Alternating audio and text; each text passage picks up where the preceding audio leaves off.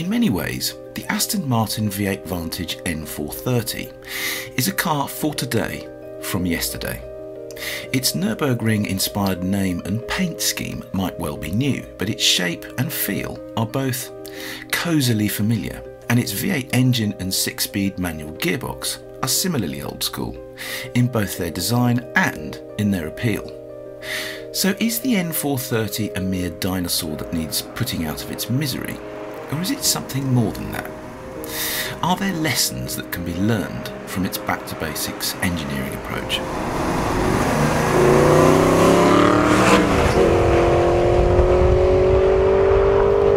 The N430 is powered by Aston's faithful old 4.7 litre V8 engine, and there's not exactly much wrong with that. It has 430 horsepower and 361 pounds-feet of torque, and it weighs 1610 kilograms. That's enough to send it to 60 miles an hour in 4.8 seconds and to 190 miles an hour flat out. And the less said about its economy and emissions, the better.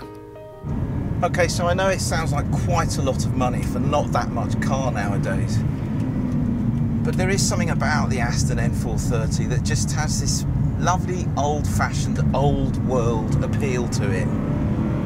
It comes from the driving position. You really do feel as if you're sat really low, right over the rear axle. Classic kind of GT arms out driving position.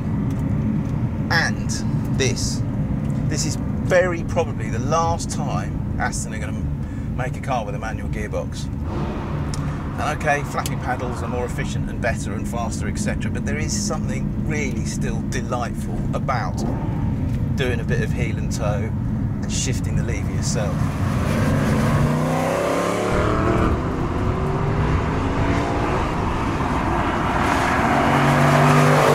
The engine is not the last word in sophistication, it must be said, but it makes a lovely, throaty,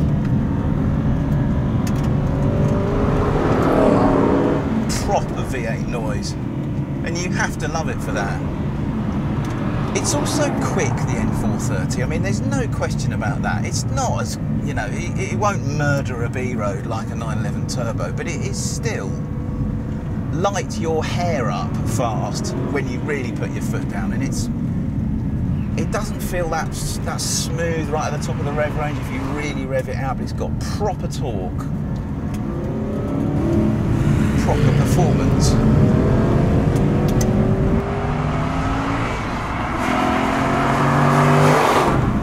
There's also lovely amounts of feel through the brake pedal, and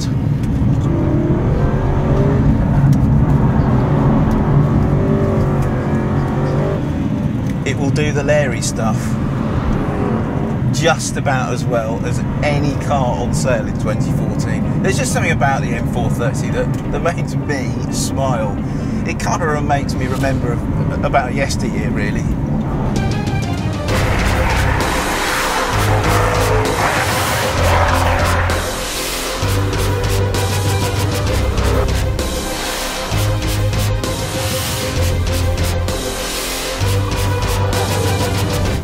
It's funny, it's the complete opposite to a lot of the kind of German Technofest cars, in that if you worked it out in black and white on paper, you just go, well, it doesn't do this very well, it doesn't ride very well, the gearbox is a bit notchy, it's not that quick, etc, etc, etc, but it's just got this lovely cuddly feel to it that just really makes you smile, and surely that is just as important, in fact, let's face it, even more important than the ability to go from 0 to 62 miles an hour in 2-point-something seconds, which this thing definitely cannot do.